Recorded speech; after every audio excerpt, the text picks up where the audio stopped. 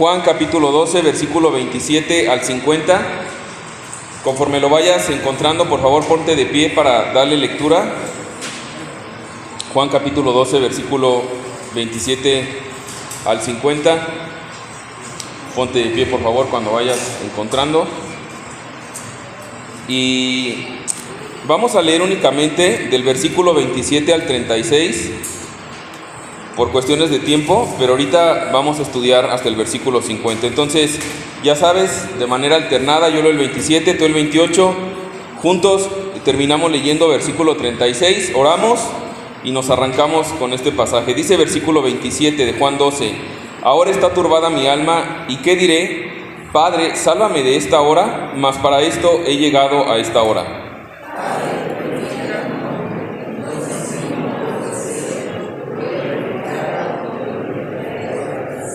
Y la multitud que estaba allí y había oído la voz decía que había sido un trueno, otros decían, un ángel le ha hablado.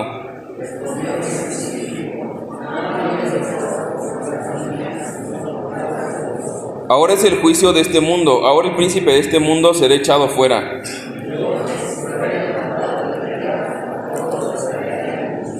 Y decía esto dando a entender de que muerte iba a morir.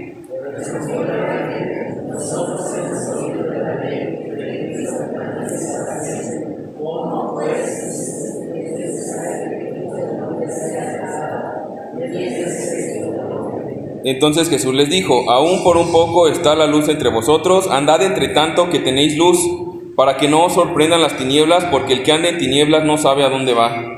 Entre tanto que tenéis la luz, creed en la luz, para que seáis hijos de luz. Vamos a orar. Padre, te damos gracias por este tiempo, porque Señor, sabemos que tú estás al control de nuestras vidas, y el que estemos acá, Señor, es porque tú nos has traído, Padre, y gracias porque en tu palabra encontramos quién eres tú, encontramos tu voluntad, Señor, encontramos aún esta parte de lo que sucede cuando nuestro corazón es duro a pesar de las evidencias, Señor.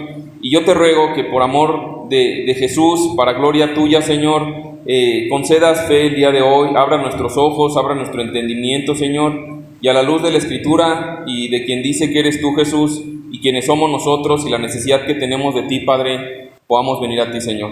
Te ruego, Padre, que Jesús sea exaltado, y te ruego todo esto, Señor, porque te necesitamos y te lo pedimos en el nombre de Jesús. Amén. ¿Podemos tomar nuestro asiento, hermanos?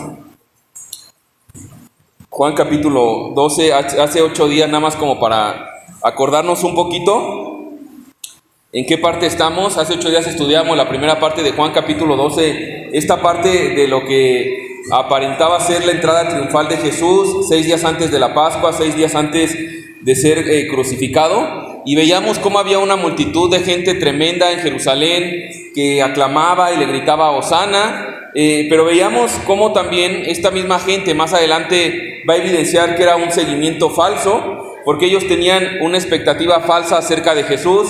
Ellos creían que Jesús venía para ser un gran revolucionario, que iba a terminar con el imperio romano. Y así como sucedió en aquellos momentos cuando vieron que Jesús, o iban a ver que Jesús iba a ser levantado en la cruz, ahora iban a gritar que lo crucificaran. Y mencionábamos cómo la gravedad y la seriedad de seguir a Jesús falsamente, de seguirlo con expectativas erróneas, como una mejor vida en el aquí y en el ahora, prosperidad económica, material, salud. Y entonces cuando eso no sucede, generalmente terminamos también aborreciendo y abandonando a un Dios que, dicho sea de paso, ni siquiera es el Dios de la Biblia. Entonces terminamos esa parte y va a continuar esta conversación. Entonces, mira, nada más para ponernos en contexto de la conversación que viene teniendo Jesús, vamos a leer, bueno, va a aparecer ahí en pantalla versículo 23 al 26 de Juan 12, que son los versículos previos a lo que vamos a ver el día de hoy. Dice: Jesús le respondió, hablando después de que explicó su misión en este mundo y de lo que implicaba ser un seguidor de Cristo. Mira lo que dijo Jesús. Jesús le respondió diciendo: ha llegado la hora para que el Hijo del Hombre sea glorificado.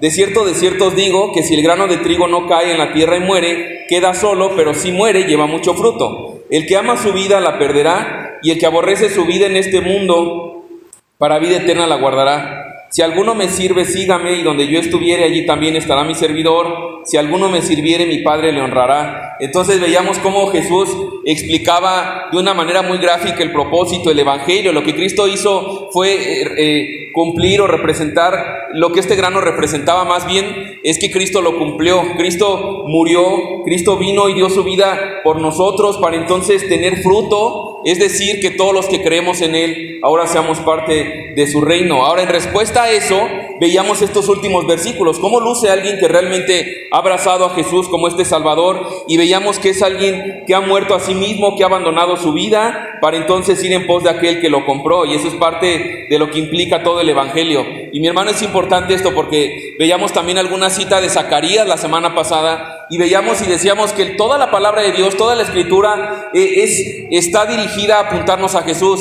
está dirigida a apuntarnos a Él como el único y suficiente Salvador, a Él como el centro de todas las cosas, como el centro de la creación, como el centro de nuestras vidas, como todo lo que necesitamos para que entonces comencemos a operar de manera funcional. Y a lo mejor tú estás aquí el día de hoy en un punto de tu vida donde dices, ¿sabes qué? Llegué a un punto de desastre, de destrucción, de dolor, y ya no sabes ni qué hacer, y le has buscado aquí, le has buscado allá, corrientes, filosofías, religiones, y Jesús, es necesario reconocer a Jesús y venir a Él y vivir teniéndolo como Rey y como centro de nuestras vidas. Entonces el evangelio es necesario, mi hermano, no solamente para un incrédulo, sino para el creyente cada día. Y me encanta leer la palabra de Dios y pasajes como el día de hoy porque nos apuntan directamente a este tema del evangelio.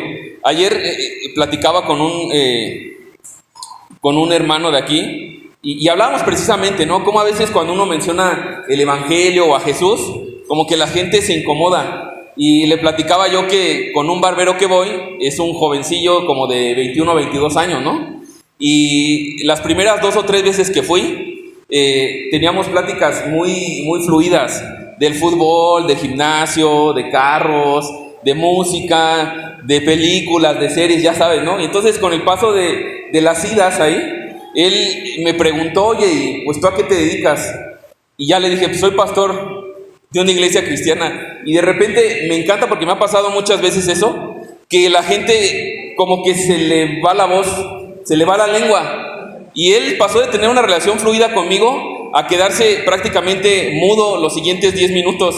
Y de repente a lo mejor, si yo le hubiera dicho cualquier otra cosa, hubiéramos seguido platicando, ¿no? Ya Dios también te va dando como algo de experiencia y después vuelvo a romper el hielo y a llegarle por otro lado y darse cuenta que pues yo platico también de esas cosas y no soy como que vivo en otra dimensión, sino al contrario, también dar esperanza de que en muchas cosas yo sigo batallando igual que él, seguimos teniendo peleas, y así como Dios ha extendido su gracia y su misericordia conmigo, también lo puede hacer con cualquier persona. Entonces, a lo que voy es que cuando uno menciona el evangelio, temas de la fe, temas de Jesús, la gente tiende a esconderse, tiende a como apartarse de esas conversaciones, porque muchas de esas veces no quieren ser descubiertos, no quieren traer a la luz su pecado, siguen abrazando un estilo de vida que su propia conciencia, como veremos más adelante, les incomoda. Y entonces vivimos en un tiempo, mis hermanos, no sé si estén de acuerdo, en un tiempo donde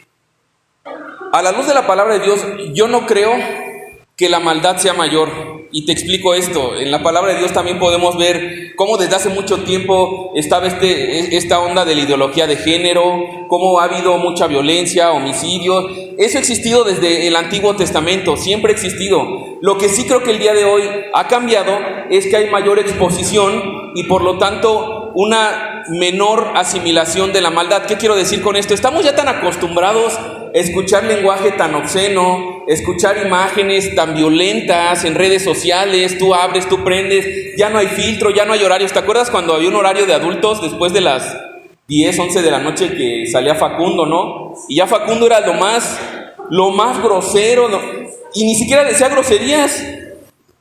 Y ahorita tú pones en cualquier momento las redes sociales y el lenguaje es totalmente obsceno, ya las imágenes son súper explícitas, y eso es lo que yo creo que sí ha aumentado la exposición. Por lo tanto también ha rebajado el estándar moral en la sociedad, porque estamos de alguna manera más acostumbrados a ver lo que de por sí ya había desde hace tiempo. Entonces, Estamos en un tiempo donde hay gran inmoralidad, donde grandes pecados se consienten, donde a lo malo, a lo terrible, que incluso muchas veces antes, sin tomar en cuenta a Dios, aún así se le catalogaba como algo malo, como algo reprobable. El día de hoy ya estamos en mucha maldad, en mucha tolerancia, y entonces esto ha repercutido también para que las personas muchas veces tiendan a decir, bueno, ¿y por qué está pasando todo esto? ¿En dónde está Dios? Ese Dios que tú me predicas. Yo no puedo creer en un Dios que no veo.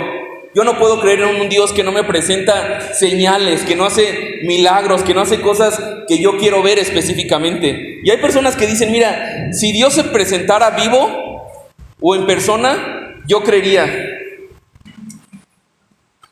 Y me encanta, no recuerdo bien qué teólogo, pero él dice esto: bueno, este Dios ya vino, ya se hizo hombre y lo crucificamos.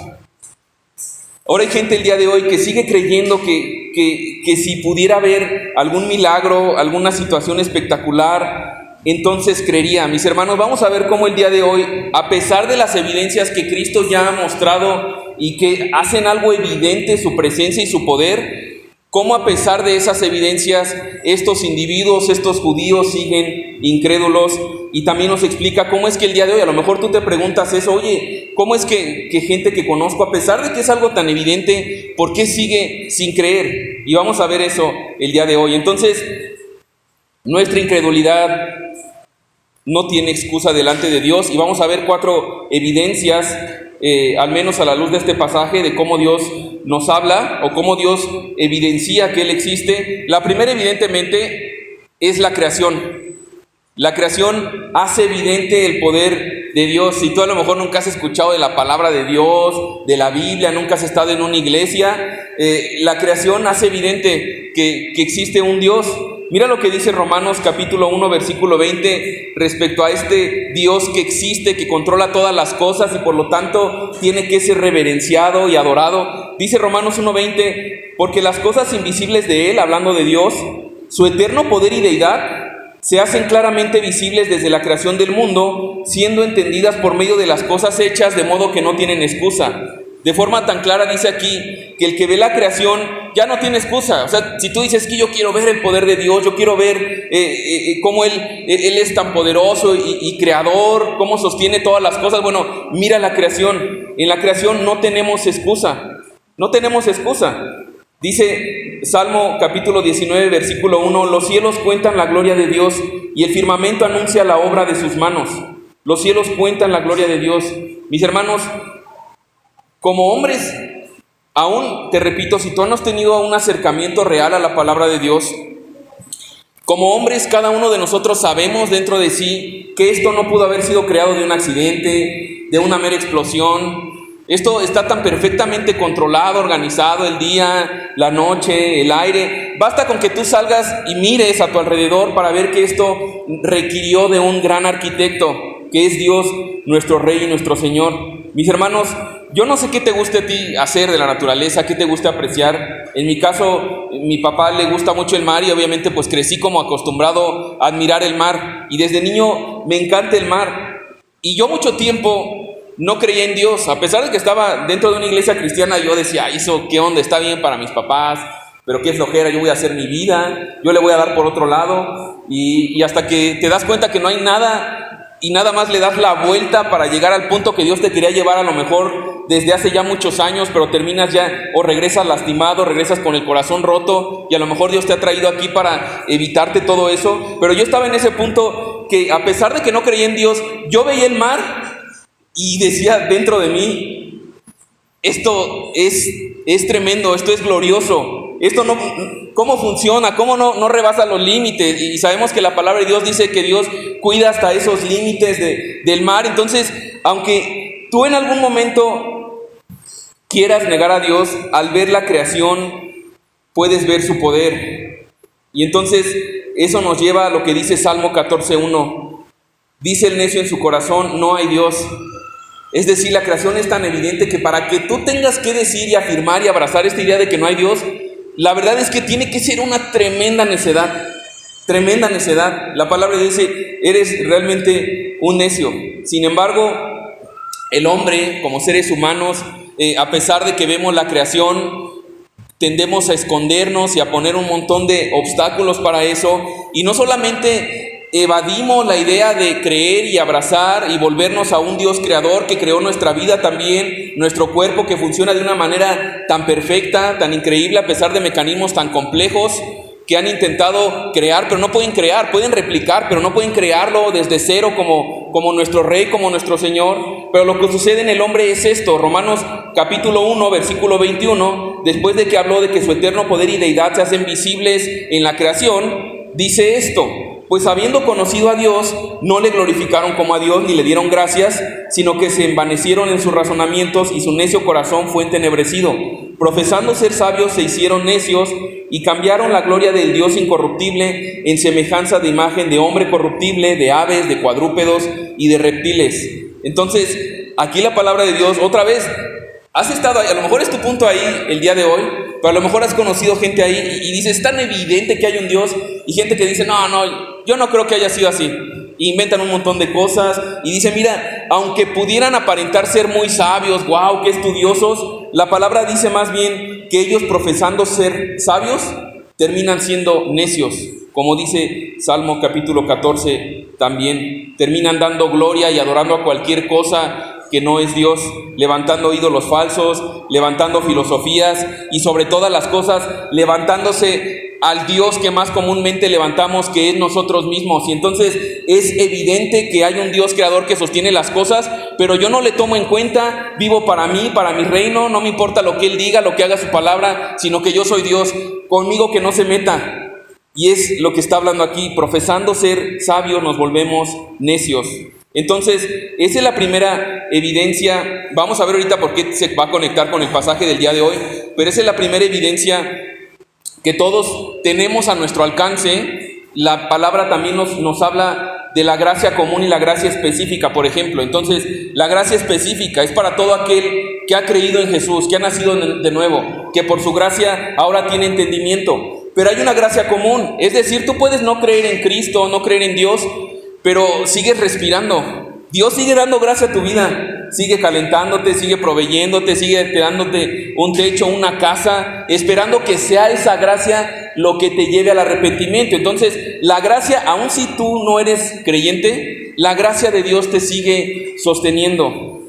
Esa es la primera evidencia, la creación. La segunda, que también es una gracia común, es la conciencia que tenemos. Como seres humanos, Dios nos ha dado una conciencia. Por medio de la conciencia nosotros podemos también reconocer que hay un Dios.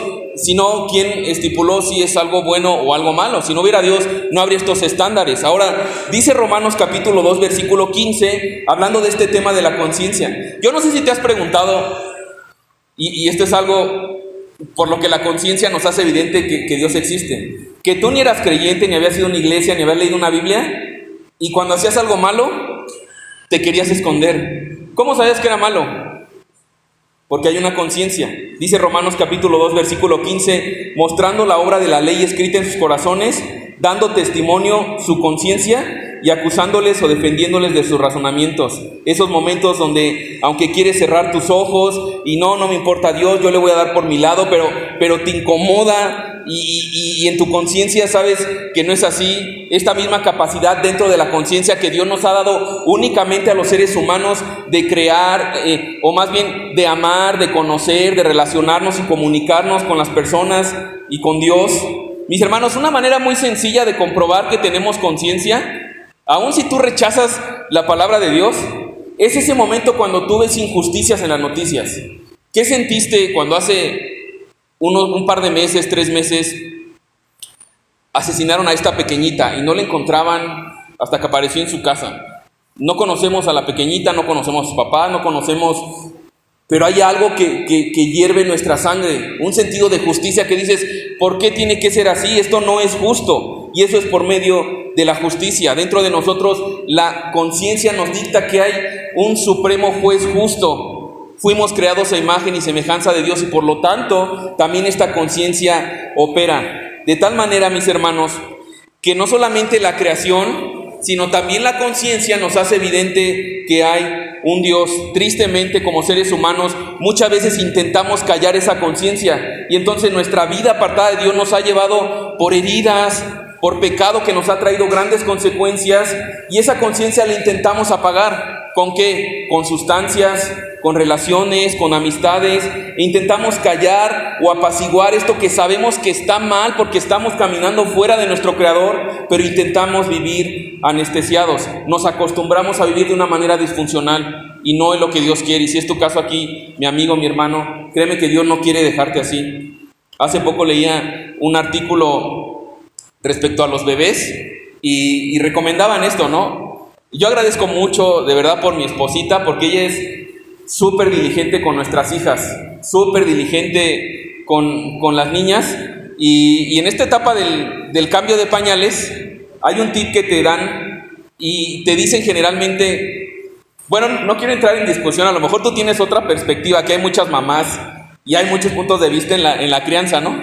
Pero uno de los elementos que te dicen cuando viene esta etapa de cambiar el pañal, te dicen que lo tienes que cambiar rápido para que no se acostumbre a traer el pañal sucio. Eso es una recomendación.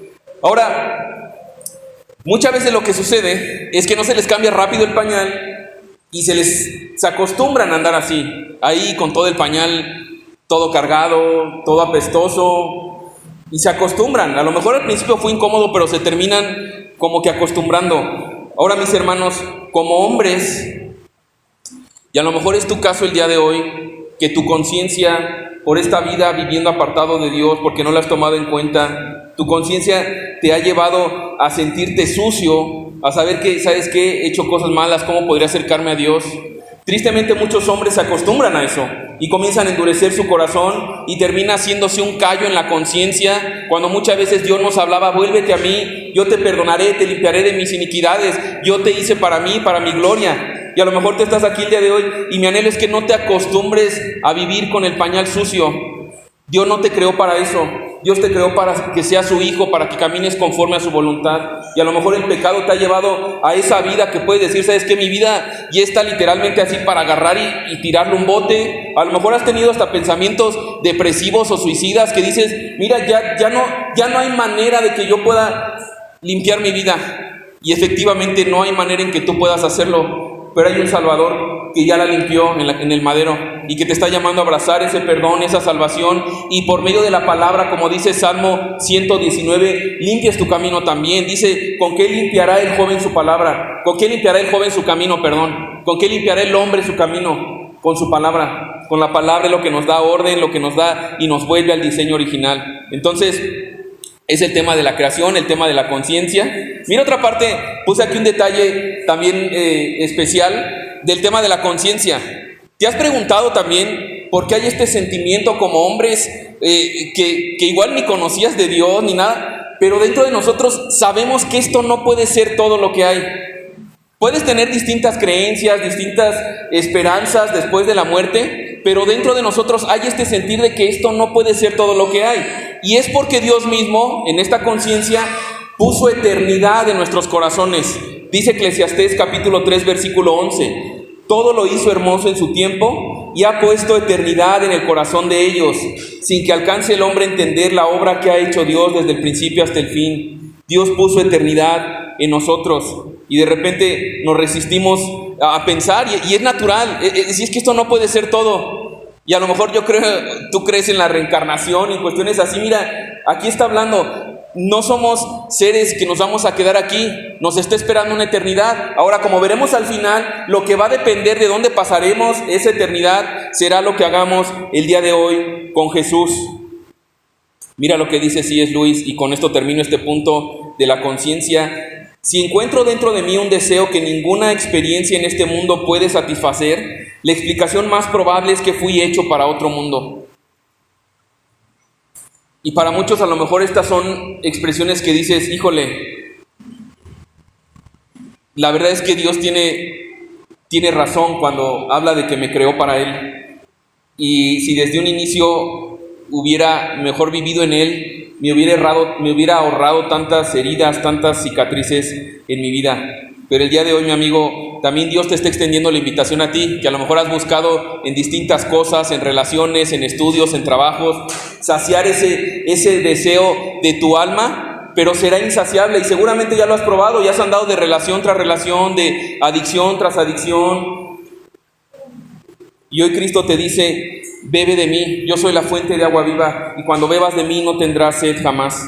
Tercera evidencia, y aquí entramos ahora sí por fin en el pasaje, versículo 27 al 36, vamos a leer y lo vamos como a resumir en un punto. Dice Juan 12, versículo 27 al 36, ahora está turbada mi alma, ¿y qué diré? Padre, sálvame de esta hora, mas para esto he llegado a esta hora. Padre, glorifica tu nombre. Entonces vino una voz del cielo, lo he glorificado y lo glorificaré otra vez. Y la multitud que estaba allí y había oído la voz, decía que había sido un trueno. Otros decían, un ángel le ha hablado. Respondió Jesús y dijo, no ha venido esta voz por causa mía, sino por causa de vosotros. Ahora es el juicio de este mundo. Ahora el príncipe de este mundo será echado fuera. Y yo, si fuere levantado de la tierra, a todos atraeré a mí mismo. Y decía esto dando a entender de qué muerte iba a morir. Le respondió la gente, nosotros hemos oído de la ley que el Cristo permanece para siempre. ¿Cómo pues dices tú que es necesario que el Hijo del Hombre sea levantado? ¿Quién es este Hijo del Hombre? Entonces Jesús les dijo, aún por un poco está la luz entre vosotros, andad entre tanto que tenéis luz, para que no os sorprendan las tinieblas, porque el que anda en tinieblas no sabe a dónde va. Entre tanto que tenéis la luz, creed en la luz para que seáis hijos de la luz. Entonces la tercera evidencia ante estos personajes que están endurecidos, ya vimos la creación, la conciencia, y a la luz de este pasaje es la palabra de Dios, o que Dios habló desde los cielos. Ahora aquí hay un paréntesis, porque pensaba esto en la mañana y ellos escucharon la voz de Dios directamente. ¿Qué evidencia más fuerte podríamos tener? Sabemos que el día de hoy nosotros escuchamos la palabra de Dios y eso nos hace inexcusables, pero también eso nos da esperanza, porque la fe viene por el oír y el oír por la palabra de Dios. Ahora, en ese momento no estaba hablando de que alguien estaba leyendo la escritura como lo hacemos aquí el día de hoy, sino que habla de que audiblemente se escuchó. Y debemos recordar que durante el ministerio de Jesús acá, Dios habló 3 veces desde el cielo para manifestar o aprobar la identidad de Jesús. Primero, Mateo 3:17, cuando Jesús es bautizado, ¿recuerdas lo que dice Mateo 3:17? Dice, y hubo una voz de los cielos que decía, este es mi Hijo amado en quien tengo complacencia. La segunda vez que habló Jesús, que habló Dios desde el cielo, Mateo capítulo 17, versículo 5, recuerdas que Jesús está ahí en la transfiguración, está Elías, está Moisés, y dice versículo 5 de Mateo 17, que mientras él aún hablaba, una nube de luz los cubrió, y he aquí una voz desde la nube que decía, este es mi Hijo amado, en quien tengo complacencia, a él oíd. Ahora, la tercera vez que Dios habla de manera audible es este pasaje que estamos leyendo el día de hoy, versículo 27 al 29. Ahora está turbada mi alma, ¿y qué diré? Padre, sálvame de esta hora, mas para esto he llegado a esta hora. Padre, glorifica tu nombre. Entonces vino una luz del cielo, lo he glorificado y lo glorificaré otra vez. ¿Te imaginas qué impresión escuchar esa voz? Ahora, yo creo que fue algo espectacular, porque mira cómo reaccionan. Lo más lógico hubiera sido, si pensamos por lo que te decía, que a veces decimos, si yo viera algo espectacular, entonces creería inmediatamente. Estos individuos estaban ahí, escuchan, y mira cómo reaccionan. Dice versículo 29, habrá sido un trueno. Otros, ha sido un ángel que ha hablado. Ahora, fíjate la gravedad aquí de nuestra incapacidad como seres humanos para responder aún a estas manifestaciones aún tan poderosas de nuestro Señor. Porque ellos pudieran haber dicho, Él es Dios, pero sin embargo están poniendo trabas y están diciendo, yo creo que fue un trueno, yo creo que fue un ángel. Y de repente hay gente así que dice, mira, si yo viera algo espectacular, pero vemos que no es así. ¿No es así?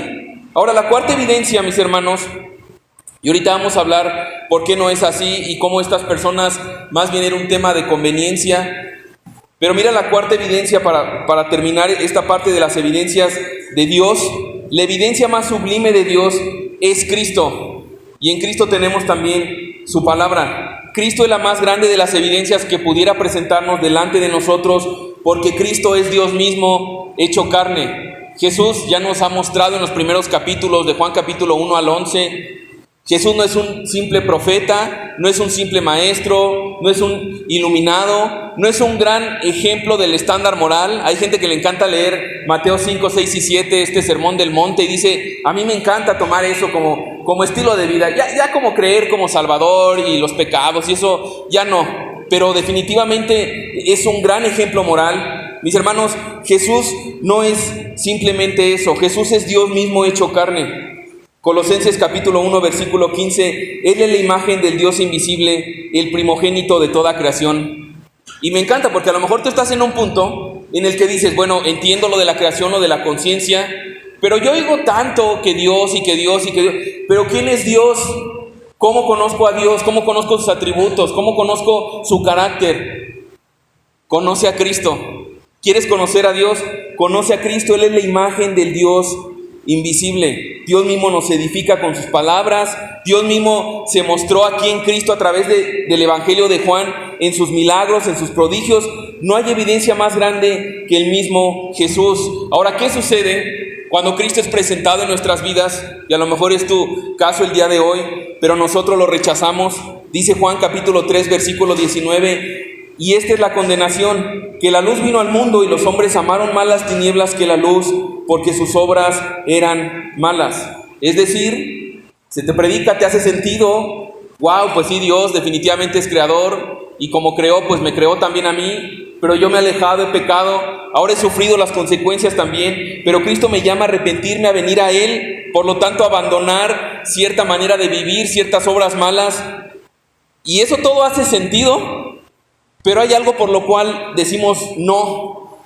Y aquí habla de esto, de que los hombres amaron más las tinieblas que la luz, porque sus obras eran malas. Cristo es la evidencia, mi hermano, más grande de que hay un Dios, de que somos pecadores y de que por lo tanto, y abrazando su perdón, su gracia, su salvación, debemos seguirle y obedecerle. No sé si te has preguntado, te has dado cuenta, a mí me llama mucho la atención en esto, y también es parte de lo que te da redes sociales, de tanta comunicación. Yo no sé si te has dado cuenta quién es el personaje histórico más atacado de todos los tiempos. Es Jesús.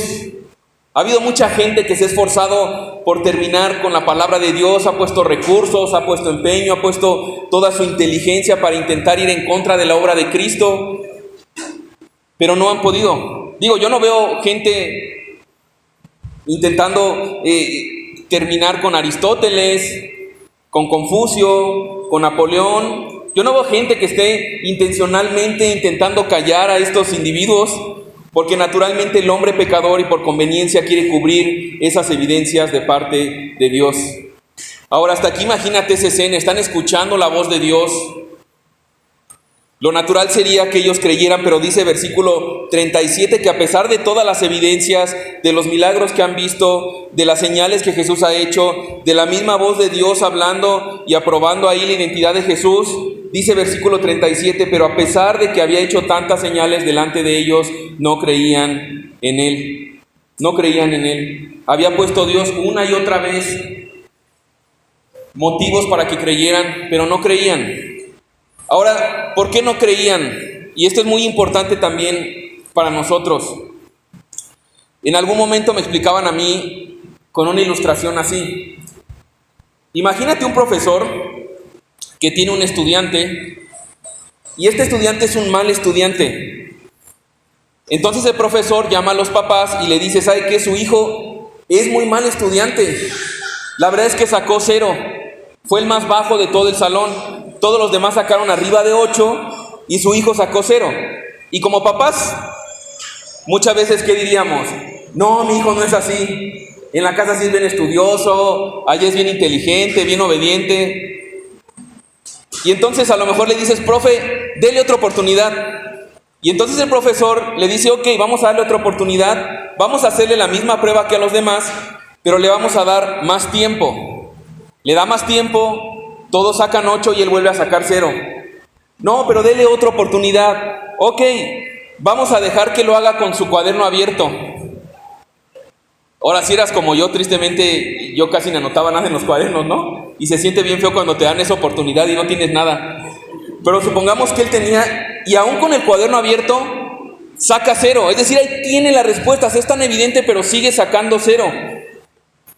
¿Qué sucede ahí? Bueno, cuantas más facilidades se le dan a ese estudiante y sigue sin poder hacerlo, se está manifestando algo, evidentemente. Se está manifestando que él está incapacitado para los estudios.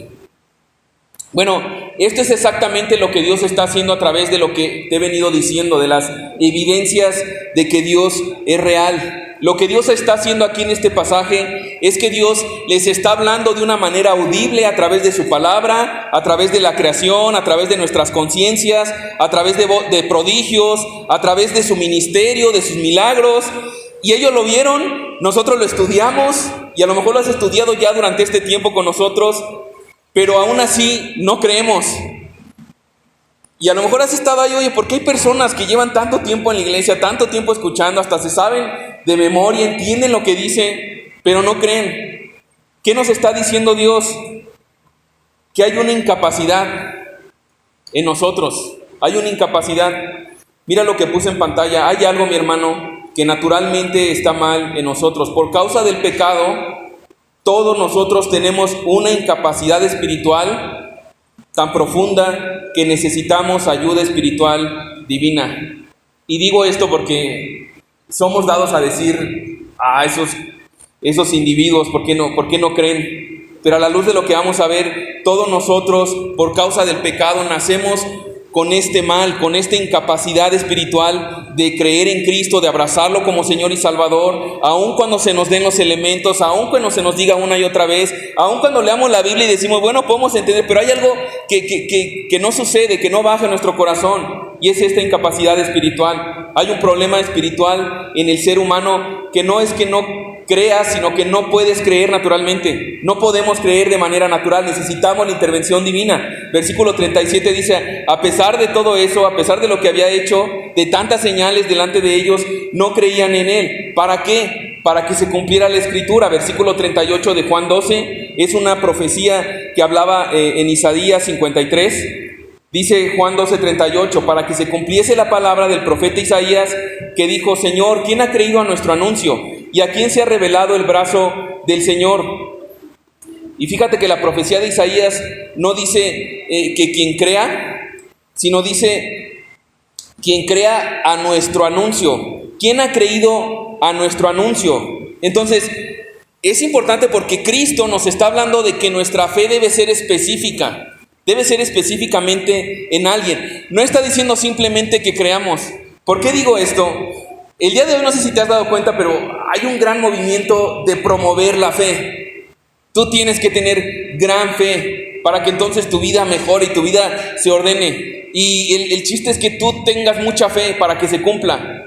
Ahora, yo puedo ver esa silla y decir, mira, yo voy a tener una fe tan poderosa para que se levante. Honestamente, no va a pasar nada. De algo servirá mi gran fe, por más que me empeñe y que me le quede viendo y que no va a servir de nada. Mi fe por sí sola no puede hacer nada. Es una fe hueca, es una fe vacía. Mis hermanos, la salvación, nuestra vida en Cristo, nuestra fe en Él, no se trata únicamente de nuestra fe en cualquier cosa, sino de nuestra fe en Jesús. Mira lo que puse. Y esto me encanta porque es muy consolador también, mi hermano. Te explico, de repente somos dados a entrar en desiertos. Decía algún pastor, nuestra vida en Cristo no siempre es primavera. Recuerda el momento de tu vida en Cristo que Dios te habla y ahí quieres compartirle a todo mundo y tienes un montón de ganas de servir y andas con todo y de repente viene así como que verano, otoño, invierno, si sientes frío, como que Dios no habla tanto y de repente comenzamos a decir, híjole, es que como que mi fe está muy pequeñita. y yo creo que ya no podría ser salvo, yo creo que ya se apagó este rollo. Mis hermanos, lo importante no es el tamaño de nuestra fe, sino el objeto de nuestra fe. Puse eso, no se trata del tamaño de nuestra fe, sino del objeto de nuestra fe, Jesús. Es Jesús el que amplifica, así como un sonido. Si tú tocas el instrumento por sí solo, no da gran capacidad. Cuando tú lo conectas a un amplificador, entonces eso se vuelve algo grande, un sonido grandioso. De tal manera que nuestra fe no es lo mucho que nosotros creamos en Jesús, es que nuestra fe, aún siendo muy pequeña, Jesús, porque Él es glorioso, porque Él es poderoso para guardar a todos los que han creído en Él, es lo que nos va a salvar. Puse ahí en pantalla, vale más un poco de fe como grano de mostaza puesta en Jesús, que kilos de fe, si pudiera decirse así, en aquello que no sea Jesús, porque no sirve para nada.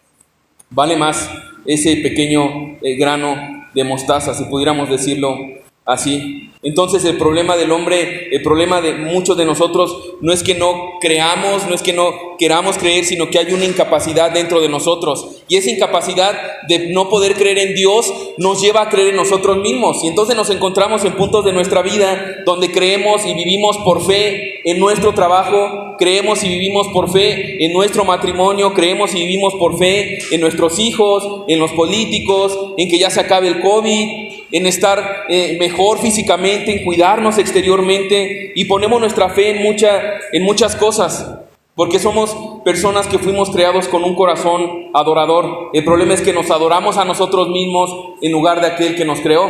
Por eso muchos han dicho que el problema como seres humanos no es el problema no es un problema de autoestima. A veces decimos que tienes que amarte más, te falta eso. El problema, mis hermanos, es que nos amamos demasiado a nosotros mismos. Y cuando algo no sale como nosotros queremos y nuestro reino es movido o es sacudido, entonces volvemos nuestro corazón a Dios, le reclamamos. Pero el problema no es que no nos amemos, sino que nos amamos demasiado. Así que el tema de la fe no es tener una gran fe, sino tener la fe en aquel que es capaz de salvarnos y de guiar nuestra vida. Dice versículo 39, y yo no sé en qué punto estás el día de hoy, pero a lo mejor estás en este momento que dices, mira, la verdad es que yo he tenido fe en un montón de cosas, a lo mejor en astrología, santos, a lo mejor en pensamiento positivo. Mira, yo le he echado un buen de ganas para atraer ese dinero, esa riqueza, y nada más no ha llegado nada. Ven a Cristo, pon tus manos, pon tu vida en sus manos, deja que Él guíe, que Él ordene tu vida, tú fuiste creado para Él. Mira lo que continúa diciendo versículo 39. Por esto no podían creer, porque también dijo Isaías, cegó los ojos de ellos y endureció su corazón, para que no vean con los ojos y entiendan con el corazón y se conviertan y yo los sane. Ahora aquí leemos esto y de repente pudiera parecer como contradictorio, ¿no? Como decir, bueno, ¿cómo es que habla ahí de que nosotros creamos, pero aquí habla también de que Dios mantiene esa ceguera? Cegó los ojos de ellos, endureció su corazón para que no vean con los ojos. ¿Cómo se mantiene en equilibrio esta verdad bíblica? Por un lado, Dios nos llama a creer, pero por otro lado, naturalmente no podemos creer. Ahora, esta parte de que Dios endurece el corazón, nosotros estudiamos Éxodo ya hace muchos meses. En Horizonte Querétaro están estudiando Éxodo. Escucha también las predicaciones de Horizonte Querétaro. Y puedes ver de una manera muy tangible cómo sucedió con Moisés y con Faraón. Cuando Moisés se paraba delante de Faraón y hacía grandes prodigios y grandes milagros, evidentemente que venían de parte de Dios, y enviaba plagas. ¿Y qué decía la palabra sobre Faraón? Que él endurecía su corazón. Y entonces les decía, no los voy a dejar ir, se quedan aquí. A pesar de que tenía evidencia de que Dios estaba con Moisés, continuaba con esa dureza. Pero si leemos Éxodo más o menos de capítulo 4 a capítulo 14, hay un periodo de plagas donde esa expresión se usa más de 20 veces, y a veces se dice que Faraón endureció su corazón, pero hay veces que Dios endurece el corazón de Faraón. Entonces hay ambas cosas. Ahora, Faraón no creyó, pero Dios no quiso que Faraón creyera. ¿Qué onda con esto, no? ¿Qué quiero decir con esto? Bueno, si alguien no cree, evidentemente es porque Dios endurece su corazón. Pero cuando cree, es porque Dios ablanda su corazón. Si tú estás aquí, mi hermano, y has creído en Cristo, créeme que esto es suficiente para que tú tengas que darle toda la honra y toda la gloria a nuestro Señor. Porque era algo que ni tú ni yo podíamos hacer. Era algo que nosotros no podemos jactarnos. Y a veces decimos, es que yo fui más brillante que mi esposo, que mi esposa, que mis hijos. Por eso yo sí creí. Yo sí tuve algo bueno. Yo levanté la mano. Yo pasé aquel día. Yo y todo yo. La palabra de Dios dice, no fue por ti. Fue por Jesús. Mira cómo lo dice Juan capítulo 6, versículo 44. Ninguno puede venir a mí si el Padre que me envió no le trajere, y yo le resucitaré en el día postrero. Si tú estás aquí el día de hoy y Dios te está hablando, y a lo mejor te cuestionabas, oye, Dios realmente aún tengo una oportunidad con Dios, a pesar de todo lo que he hecho, a pesar de este sentimiento de mi conciencia de culpa. Si Dios te está hablando a venir a Él, no endurezcas tu corazón. Porque a lo mejor tú has agendado tu día y dijiste, mira, yo decidí venir. No fuiste tú el que decidió venir, es Dios el que te trajo. Y te trajo porque te ama, te trajo porque ya te compró en Cristo, te trajo porque quiere que salgas de aquí como su hijo, perdonado, aceptado. Y no andes más caminando a la deriva, sino camines con un rumbo, con un propósito y con una identidad que solamente la encontrarás en Cristo.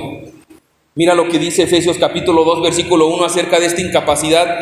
Y dice, y Él os dio vida, hablando de Dios, y Él os dio vida a vosotros cuando estabais muertos en vuestros delitos y pecados. Otra vez, si eres creyente, no hay ningún mérito en nosotros. No hay ningún mérito. ¿Cómo podríamos dar vida a un cadáver? Y dice que nosotros estábamos muertos, pero su palabra nos da vida cuando estábamos muertos. Hay un ejemplo muy tangente en Hechos capítulo 16 de esta mujer de nombre Lidia. Mira lo que dice Hechos 16, 14. Entonces una mujer llamada Lidia, vendedora de púrpura de la ciudad de Tiatira, que adoraba a Dios, estaba oyendo.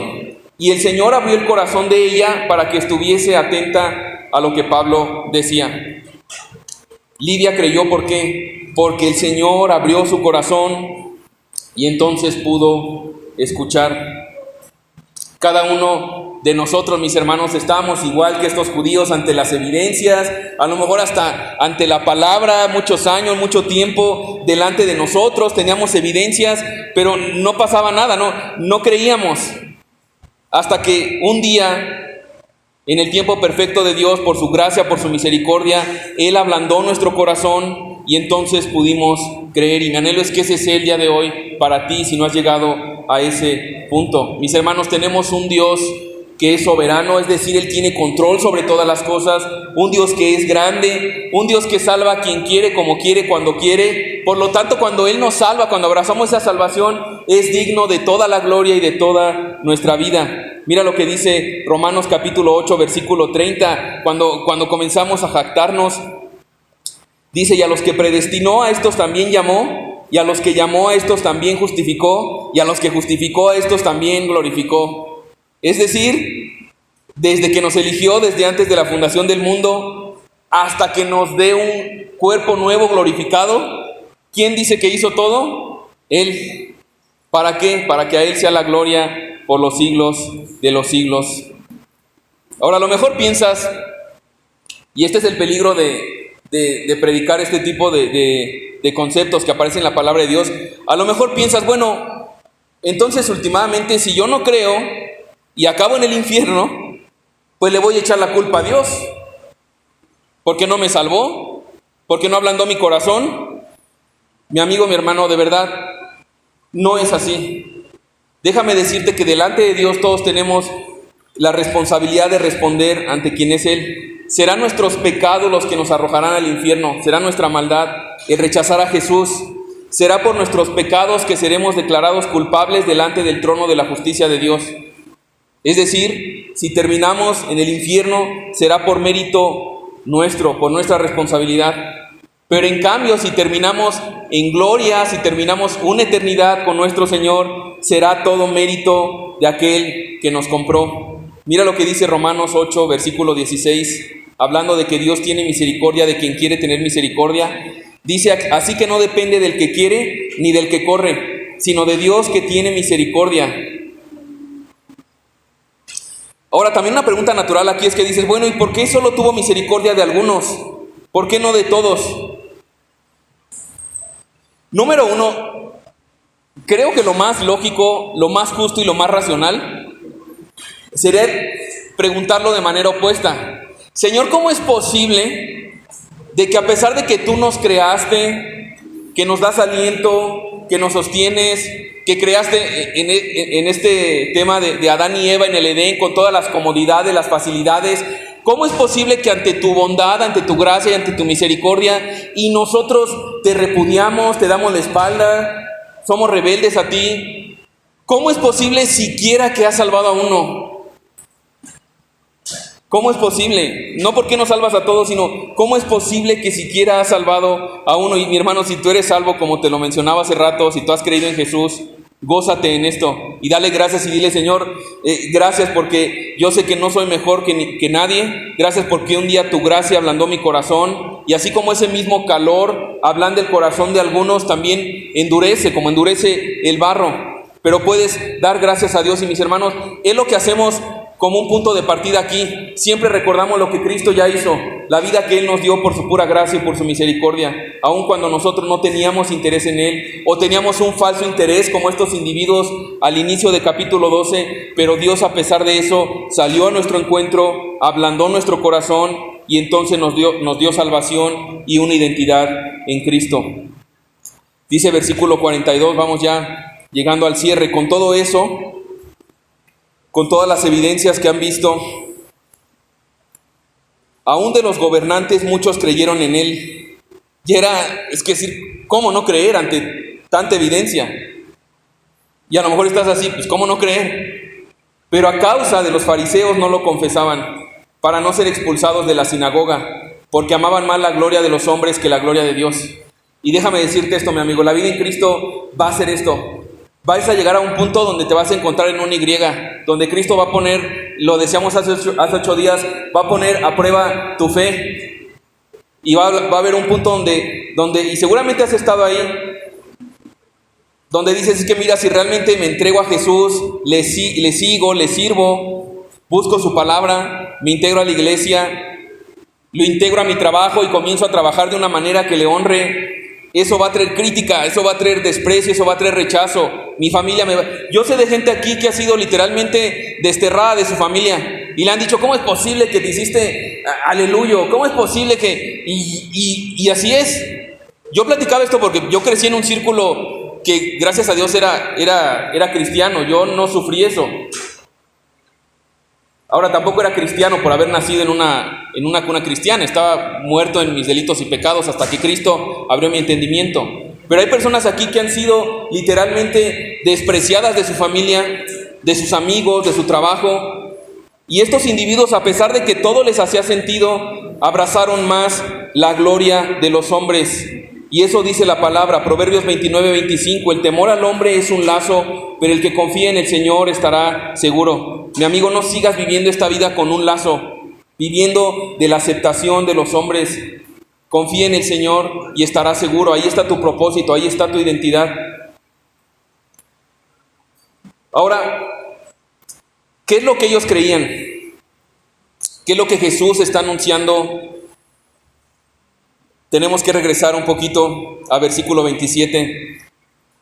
Porque Jesús dijo, ahora está turbada mi alma, ¿y qué diré? Padre, sálvame de esta hora, mas para esto he llegado a esta hora. Mi hermano, mi amigo, el momento de la cruz estaba siendo anunciado aquí por Jesús.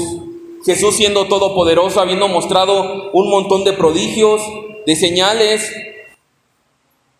mostrando todo su poder, teniendo, mis hermanos, Jesús el poder, la capacidad para Él literalmente enviar una legión de ángeles y ser rescatado, literalmente también en un carro de fuego como Elías, escapar de ahí. Jesús podía haber clamado a Dios y, recordando el Éxodo, abrir ahí Jerusalén y que se tragara a todos los judíos. Pudo haber hecho un montón de cosas Jesús, pero Jesús se calló, guardó silencio y fue llevado como un cordero al matadero. Caminó hasta el matadero, aun cuando su alma estuvo turbada, y todo eso lo hizo, como dice Hebreos 12, por el gozo puesto delante de él, por el fruto que daría. Por todos aquellos que creeríamos en él, fue que él sufrió esto, fue que él murió y se entregó por nosotros. A esto vino Jesús, a dar su vida.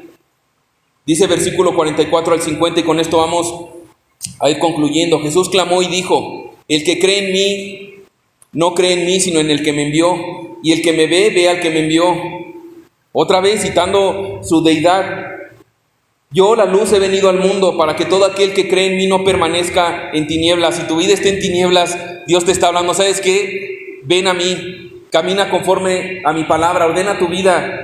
Dice la palabra de sí misma que la palabra de Dios es una lámpara. Y si tu vida en este momento es un punto de oscuridad que no sabes ya ni para dónde ir, ven a Cristo, ven a su palabra y créeme que todo cambiará, porque caminarás conforme a lo que fuiste creado. Al que oye mis palabras y no las guarda, yo no le juzgo, porque no he venido a juzgar al mundo, sino a salvar al mundo. El que me rechaza y no recibe mis palabras, tiene quien le juzgue. La palabra que he hablado, ella le juzgará en el día postrero, porque yo no he hablado por mi propia cuenta. El Padre que me envió, Él me dio mandamiento de lo que he de decir y de lo que he de hablar. Y sé que su mandamiento es vida eterna. Así pues, lo que yo hablo, lo hablo como el Padre me lo ha dicho. Jesús, mi amigo, mi hermano, está hablando aquí de un juicio. Está hablando del juicio final. Y yo no sé cuál sea tu opinión y tu vida respecto a quién es Jesús. Si has rechazado la luz de Cristo, es necesario que sepas que viene un juicio que será fulminante, un juicio que será definitivo, mi amigo, mi hermano, y que no podrás esconder nada de lo que hay en tu interior, ni lo más pequeño de los pecados se podrá esconder aquel día delante de la vista de Dios. Hay un juicio, dice la palabra de Dios, Hebreos capítulo 9, versículo 27, y de la manera que esté establecido para los hombres que mueran una sola vez, y después de esto el juicio, así también Cristo fue ofrecido una sola vez para llevar los pecados de muchos, y aparecerá por segunda vez en relación con el pecado para salvar a los que le esperan. Hay un juicio en el cual Cristo ya no vendrá con esta posición humilde que vino en Juan capítulo 12, dispuesto a ser llevado al matadero como un cordero, sino que habla de este juicio donde Cristo vendrá como un león rugiente y expresará su ira hacia todo aquel que le ha rechazado en este mundo. Entonces dice Apocalipsis también que en ese juicio todos los que le rechazaron querrán incluso esconderse debajo de los montes, no soportarán ver la mirada de nuestro Señor. Ahora, mi amigo, tú no tienes por qué salir en esa posición de aquí el día de hoy. Como dice Hebreos 9:28 ahí también, dice que ya hubo quien pagó por tus pecados, ya hubo quien pagó y nos dio ese perdón, esa aceptación, y es Cristo mismo que lo hizo. Así que no te vayas de aquí enemistado con Dios. Y si a lo mejor tú dices, o eres de estas personas que dice, bueno, sí entendí lo de la conciencia, lo de la creación, aún todas las evidencias que me has dado, pero ya llevan mucho tiempo diciendo eso y no sucede nada. Mira lo que dice Pedro en 2 de Pedro capítulo 3 versículo 9. El Señor no se tarda en cumplir su promesa, según algunos entienden la tardanza, sino que es paciente para con ustedes, no queriendo que nadie perezca, sino que todos vengan al arrepentimiento. Lo que Dios te está diciendo es, mira, a pesar de lo que hayas hecho en el pasado, a lo mejor hasta burlas respecto a este tema, ay sí, siempre dicen eso y no pasa nada. Dios te ha traído aquí porque te ama y no quiere que perezcas. Esta palabra perecer la mencionábamos hace algunas semanas. A diferencia de morir, habla de morir eternamente en condenación, separado de Dios. Y Cristo no quiere eso para ti. Por eso Él se despojó de su gloria y vino a tomar ese lugar en la cruz que tú y yo merecíamos, para entonces, por la fe en Él, ser reconciliados con Dios. Y aquel día, en aquel juicio, entonces no es que llegamos sin pecado, sino que llegamos revestidos de la justicia de Dios. Y entonces Dios mirará a Cristo, su vida perfecta de obediencia, y como en la cruz dijo Cristo, consumado es, ese pago fue suficiente. Aquel día dirá, fuiste un siervo fiel no por tus obras, sino por las obras y los méritos de Cristo, por la fe en Él. Así que, mi hermano, ríndete a Cristo, ríndete a Jesús. Vamos a orar para terminar este punto. Señor, gracias por este pasaje, gracias porque hay tantas cosas, Señor, que podríamos identificarnos y estudiar, pero Padre, sabemos que no es simple conocimiento. Estas personas tenían conocimiento superficial de quién eras tú, Señor. Conocían tus prodigios, tus señales, tu estándar moral incluso, de tal manera que, como veíamos al inicio de Juan capítulo 12, te aclamaron en esa entrada, pero tenían un concepto equivocado de la misión que tú habías venido a cumplir, Señor. Gracias porque hoy entendemos por medio de tu palabra, Señor, la necesidad que tenemos de ti por causa de nuestros pecados. Ante la evidencia de la creación, incluidos nosotros, y de la lógica de que no pudimos habernos creado de la nada, y que a lo mejor hay personas aquí que pueden reconocer, Señor, por tu Espíritu Santo, que se han apartado, que han vivido para sí mismos y en lugar de darte gloria a ti, se han dado gloria a sí mismos y a lo mejor el día de hoy han regresado quebrantados, lastimados, con familias destruidas, con vidas disfuncionales, Señor. Tú nos has traído aquí, Padre, precisamente porque eres la luz, Señor. Y no solamente eres la luz que alumbra para manifestar y darnos cuenta de la necesidad que tenemos de ti, Señor, de la condición y la ruina espiritual que hay separados de ti, Padre, sino que juntamente con eso eres este médico que mencionaste en los evangelios. Tú no viniste por los que estaban sanos, sino los que estaban enfermos. Estamos enfermos de pecado, Señor, de pecado que nos ha alejado de ti, que ha lastimado y ha destruido nuestras vidas. Y gracias porque tú estás dispuesto no solamente, Padre, a salvarnos y limpiarnos y cambiar nuestra posición legal delante de Dios de ser enemigos, de ser condenados que pereceremos, Señor, para ahora ser amigos, hijos tuyos, amados, aceptados y con un propósito, Señor.